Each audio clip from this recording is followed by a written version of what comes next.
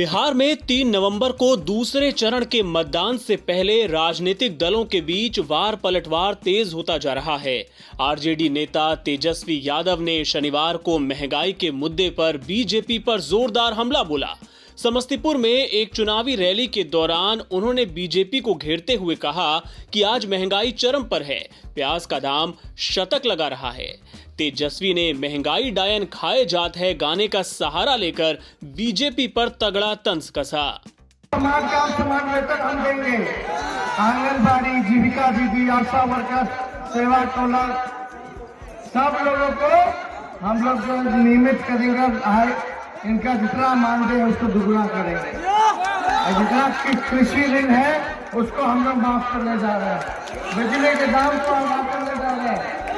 आपका प्याज का दाम 100 मार दिया, शतक मार रहा है। बीजेपी वाला पेजवा के माला पहनता था। आप कहाँ गया भाजपा वाला झूठो? तो पहले गाता था गीत, महंगाई डाई खाई जात है, गाता था कि नहीं गाता? आपका महंगाई भौजाई लगेली बीजेपी के। 100 रुपया प्याज हो गया था, 70 रुपया 80 रुपया तो डाई थी, 100 रुपया हो जाता तो भौजाई हो। इसलिए भाई ये सब अफवाह पार्टी, झूठा पार्टी ये भगाना है, भगाना नहीं होगा। गुजरात के केवड़िया में देश के प्रथम उप प्रधानमंत्री और गृह मंत्री सरदार पटेल की 145वीं जयंती पर आयोजित कार्यक्रम में शनिवार को प्रधानमंत्री नरेंद्र मोदी ने पुलवामा हमले का जिक्र करते हुए विपक्ष पर तीखा हमला किया। उन्होंने कहा कि जब हमारे देश के जवान शहीद हुए थे उस वक्त भी कुछ लोग राजनीति में लगे थे। उन्होंने कहा कि कुछ लोग उस वक्त अपना राजनीतिक स्वार्थ पूरा करने में जुटे थे। मोदी ने कहा कि अब जब पाकिस्तान ने सच स्वीकार कर लिया है तो इनके असली चेहरे सामने आ गए हैं। पुलवामा हमले में भी अपना राजनीतिक स्वार्थ खोज रहे थे, अपना राजनीतिक स्वार्थ देख रहे थे। देश भूल नहीं सकता कि तब कैसी कैसी बातें कही गई, कैसे कैसे बयान दिए गए। देश भूल नहीं सकता कि जब देश पर इतना बड़ा घाव लगा था तब स्वार्थ और अहंकार से भरी भद्दी राजनीति कितने चरम पर थी। और उस समय उन वीरों की तरफ देखते हुए मैंने विवादों से दूर रह करके सारे आरोपों को झेलता रहा, भद्दी भद्दी बातों को सुनता रहा।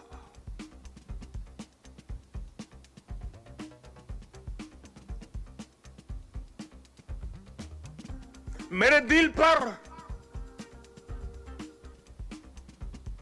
वीर शहीदों का गहरा घाव था,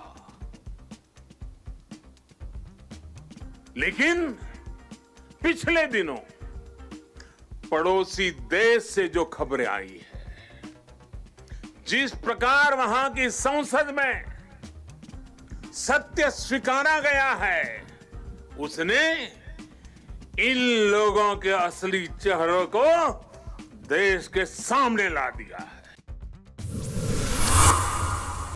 देश के सैनिक स्कूलों में ओबीसी यानी अन्य पिछड़ा वर्ग के लिए अब आरक्षण लागू होगा। भारत सरकार के रक्षा सचिव अजय कुमार ने इस संबंध में घोषणा की। अजय कुमार ने ट्वीट के जरिए बताया कि सैनिक स्कूलों में भी ओबीसी वर्ग के स्टूडेंट्स को 27% आरक्षण का लाभ मिलेगा। शैक्षणिक सत्र 2021-22 से इसे लागू किया जा रहा है। इस संबंध में सभी सैनिक स्कूलों के प्राचार्यों को आदेश का सर्कुलर भेज दिया गया है। रक्षा सचिव ने ट्विटर पर सर्कुलर के फोटो भी शेयर किए हैं। इसमें बताया गया है कि सैनिक स्कूलों में 67% सीटें उस राज्य या केंद्र शासित प्रदेश के स्टूडेंट्स के लिए आरक्षित होती हैं जहां वो स्कूल स्थित होता है। बाकी 33% पर अन्य राज्यों या केंद्र शासित प्रदेशों के स्टूडेंट्स का एडमिशन होता है। इसके लिए 2 लिस्ट तैयार होती हैं, ए और बी। अब हर लिस्ट में 15% सीटें अनुसूचित जाति के लिए, 7.5% अनुसूचित जनजाति के लिए और 27% सीटें ओबीसी वर्ग के लिए आरक्षित रहेंगी। वर्तमान में देश में कुल 33 सैनिक स्कूल संचालित हो रहे हैं। इनका संचालन रक्षा मंत्रालय के अधीन सैनिक स्कूल सोसाइटी द्वारा किया जाता है। भारत में कोरोना वायरस मरीजों की संख्या 81 लाख के पार हो गई है। ताजा आंकड़ों के मुताबिक देश में कुल 81,37,119 मामले हैं, जिनमें से अभी 5,82,649 मामले सक्रिय हैं। केंद्रीय स्वास्थ्य एवं परिवार कल्याण मंत्रालय के आंकड़ों के मुताबिक पिछले 24 घंटों में 48,268 नए मामले सामने आए और 551 मरीजों की मौत हुई। कोविड-19 से मौतों का आंकड़ा बढ़कर 1,21,641 हो गया। शुक्रवार के मुकाबले एक्टिव मामलों में 11,737 की कमी आई।